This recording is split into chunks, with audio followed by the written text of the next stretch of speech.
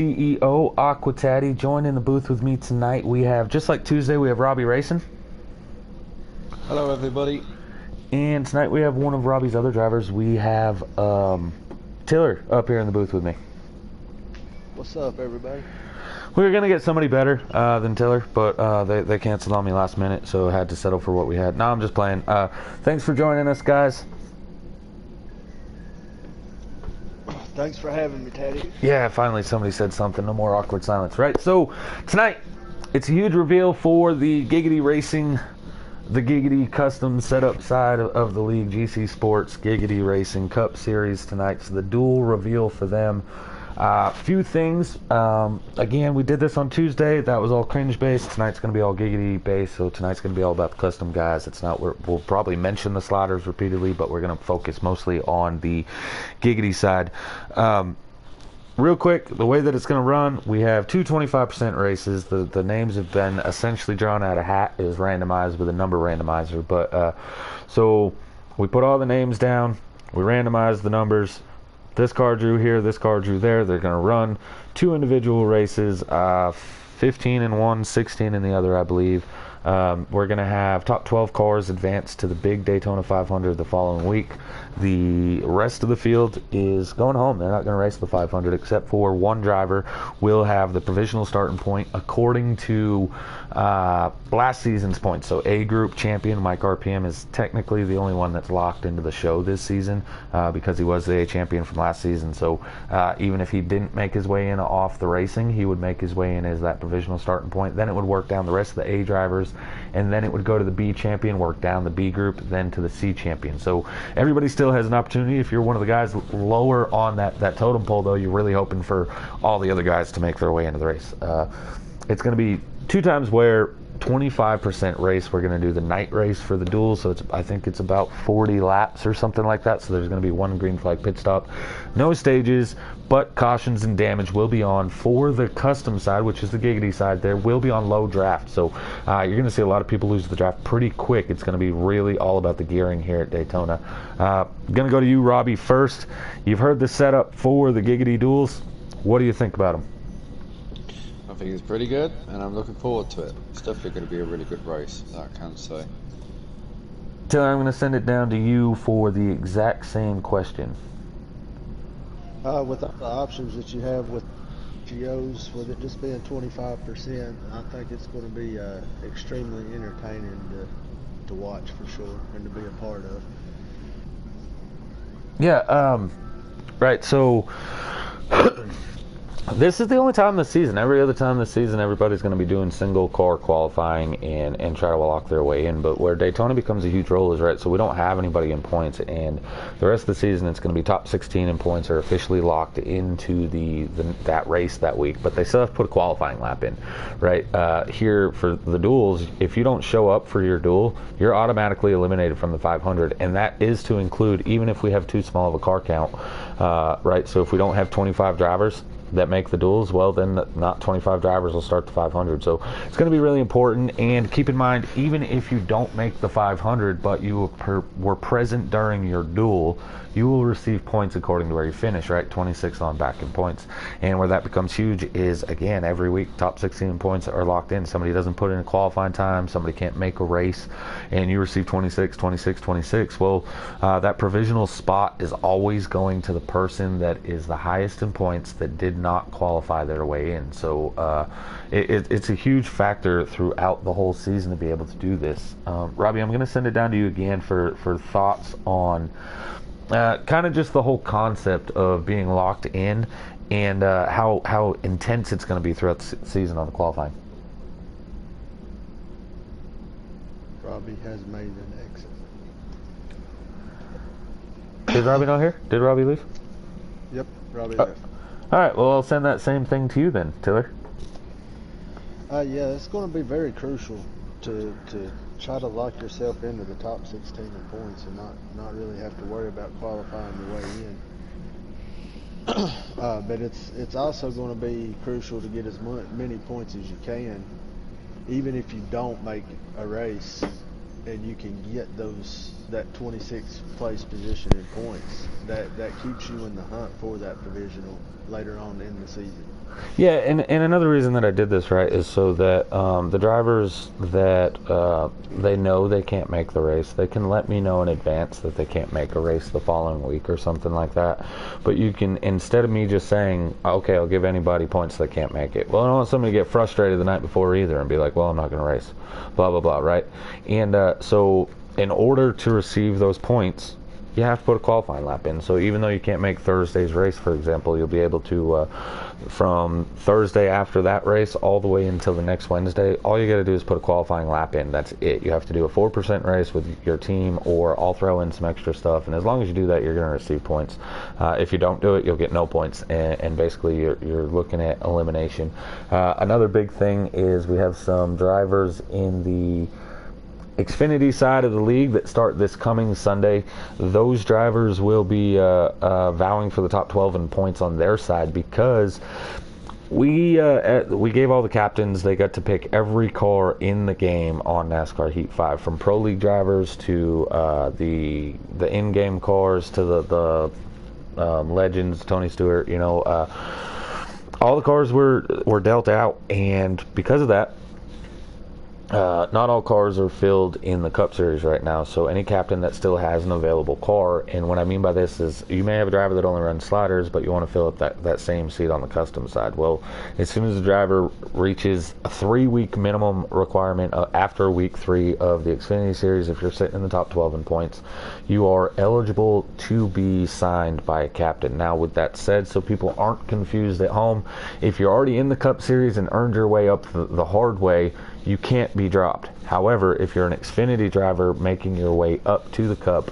and you have not done a full season in the Cup Series, those drivers can be dropped after being signed. But that's going to go through a waiver wire process and all sorts of stuff. So it's not something that's going to be real easy for, like, the captain can't sign them 1 week, drop them, pick up somebody else, drop them, and go back to the original because of the type of track, right? Like, that's not something that's going to happen, nor can it really happen according to the rules. So we'll get it all figured out. Robbie Racing up there said that his PS ran out. Fire Slayer said he's here to start over, and Den Kate said, "Hey guys, thanks for tuning in. Not a lot of live viewers just yet, but that's not really a big deal." Tiller, can you think of anything offhand on the custom side of the league that you'd think that we would need to explain a little bit better before we get into the reveal of the starting lineup? No, I think you've covered it very well between what you just said and what you said earlier for the draft review. I think you've pretty well covered everything. All right, then it is time. We're going to get into the duel reveals. We're going to start with duel number 1. We'll talk about the drivers that are in there. I say talk about them. We're not going to individually talk about the drivers. We may say a thing or two about them, but we're not going to talk a whole lot about them.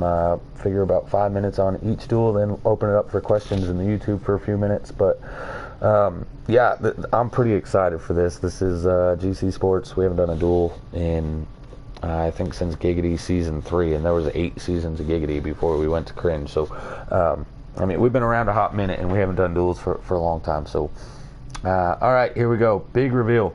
Teammates for Duel 1 will start on the pole and outside pole. They will be racing for the Bowtie team. Ward Burton on the pole for Duel number 1, with It's Your Bro Chase starting on the outside. What a starting front row at Daytona. Yeah, absolutely. That's stout. Yeah, that's a tough one. Just hearing those 2 names on the front row, I'm almost thinking in my head, man, I don't want to be in that duel.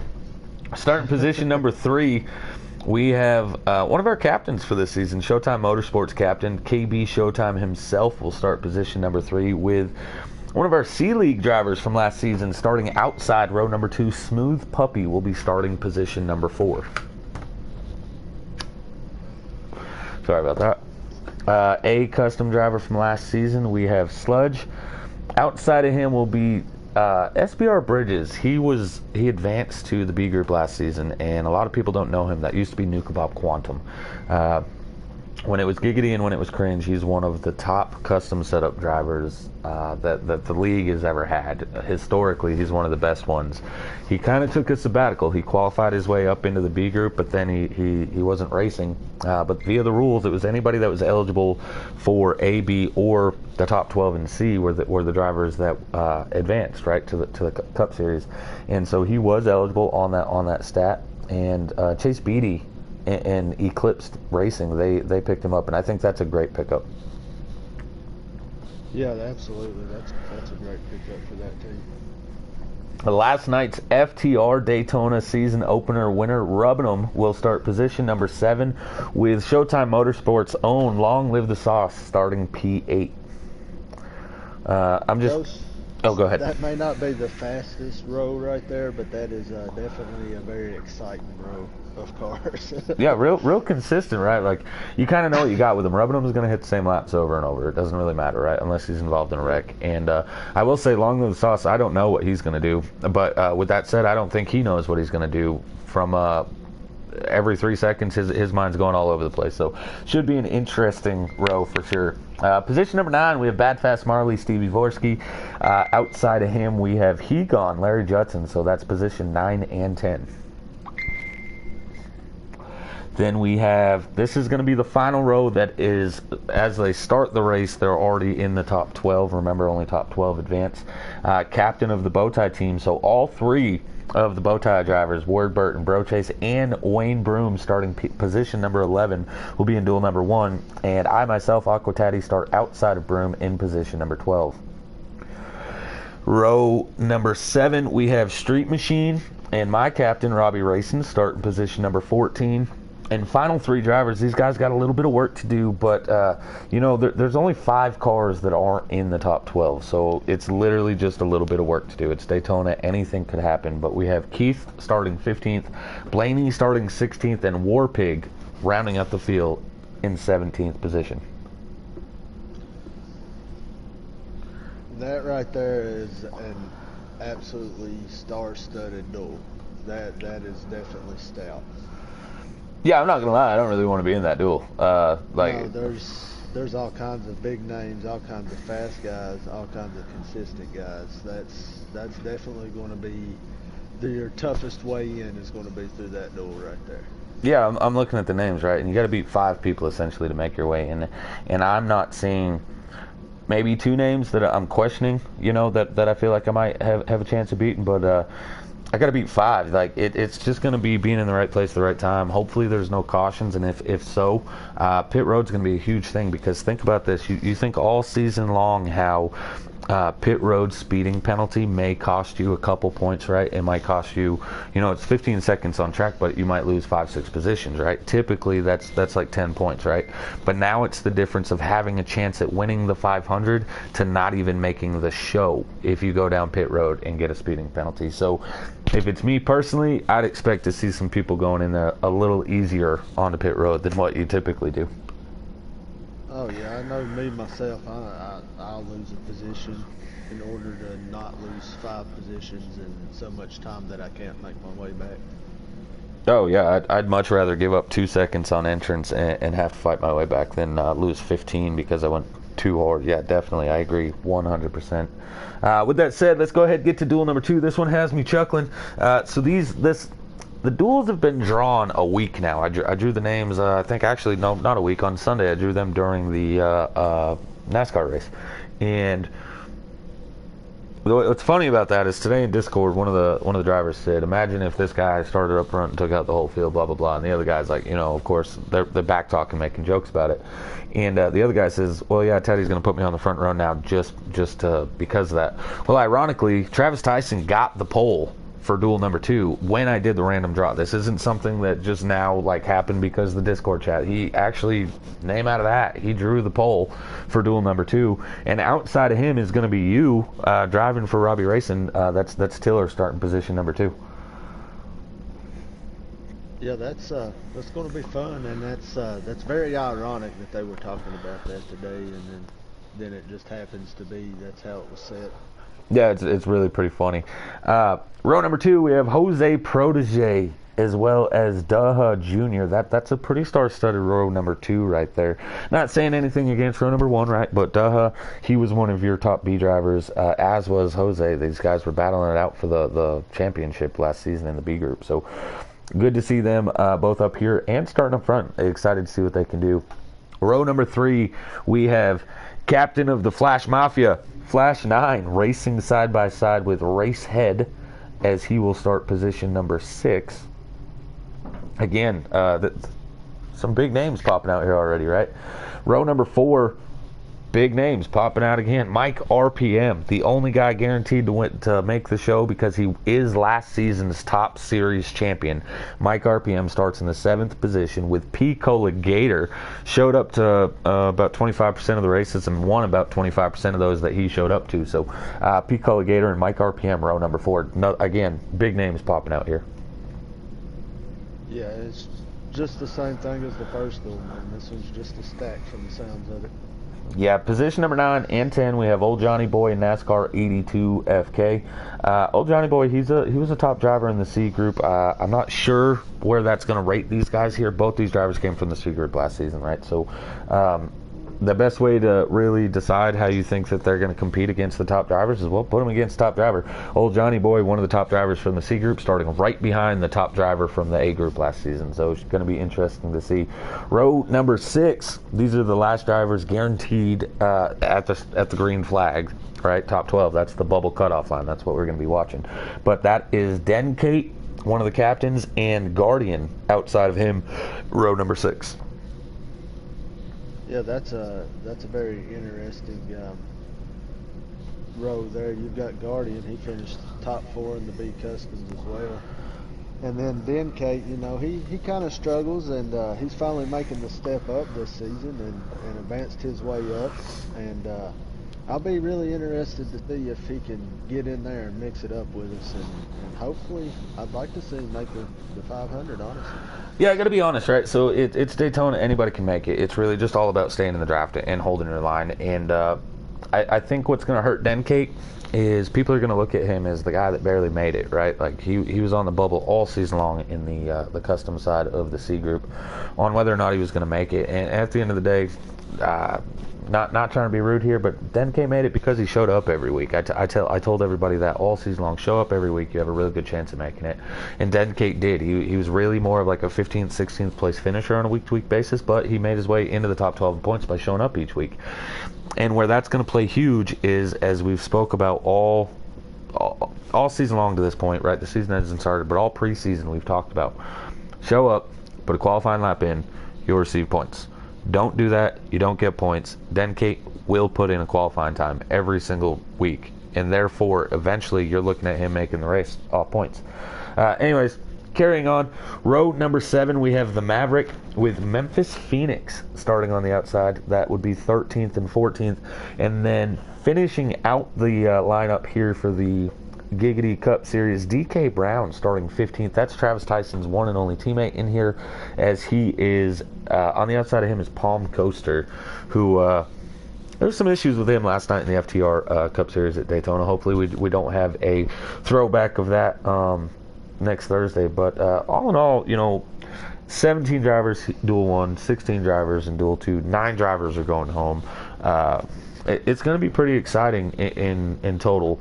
There's 10 drivers going home, I think, according to the how many drivers show up, right? But 9 don't make the show, or no, 9 don't make the show off the duels, and then 1 person makes their way in off the points, right? So 8 people aren't going to make it. And looking at this name, I can't tell you 8 people that don't deserve to have made it.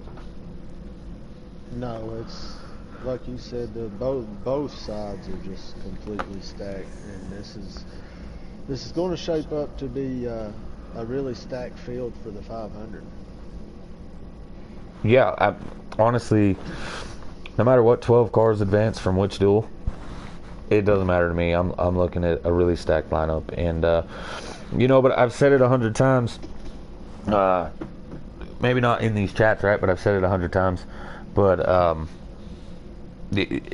we're given the opportunity to have a large car count. We're putting big names out there. We're putting really top-notch quality drivers on the track. Everybody wants top-notch quality racing, but it takes those top-notch quality drivers to make top-notch quality racing. We're giving you guys the opportunity to have 25 at Daytona. If the racing's good, we'll have 26 the following week at Chicago. If the racing's real bad, we'll go down to 24.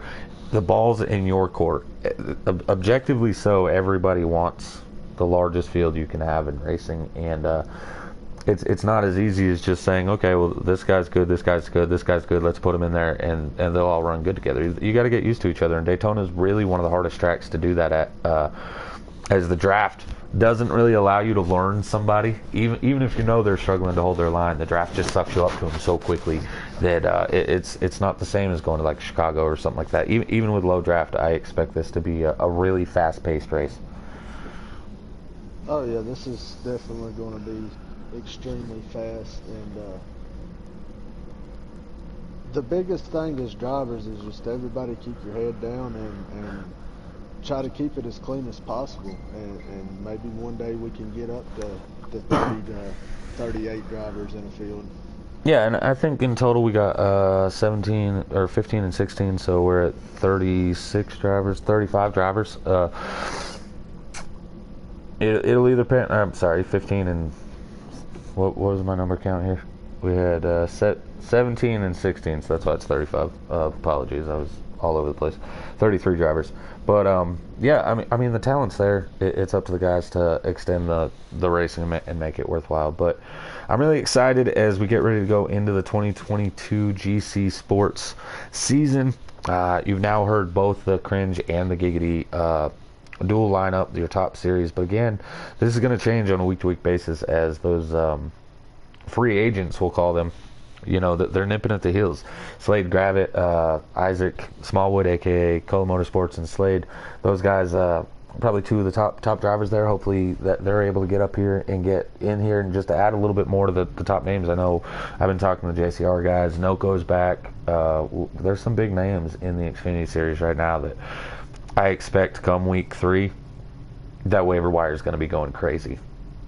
With that said, Till, you got any closing remarks on the lineup reveal? Let's just go racing, boys. Let's get to Daytona and have some fun. Yeah, I'm excited. So again, next Thursday night, tune in. Time frame, I think it was 7:30. At 7:20, I'm going to set up the lobby. 7:30, we'll be going green for the duels. Duel number 1, and then 8:15-ish. This is going to be give or take how long it takes to do duel number 1, but by 8:15 I'm hoping to go green. If we're not able to go green by 8:15, I'll be setting the lobby up by 8:15, which means about 8:25 we'll be going green. So tune in next week. It should be a blast. And yes, to everybody at home, I know that's an early start time. To all the drivers, I know that's an early start time. It's 1 week only that we're doing that 7:30 start time. After that, every week will be 8:05 as race time. This time we have 2 races, right? And I don't want to be up till midnight for the second race, so that's the only reason we're going a little bit later. So tune in next Thursday night around that time, and we'll be going green for the duels with some top name guys here in GC Sports. So I'm your CEO, Aquataddy. In the booth with me was Tiller. From everyone here at GC Sports, thanks for tuning in, and man, we look forward to seeing this great action next week.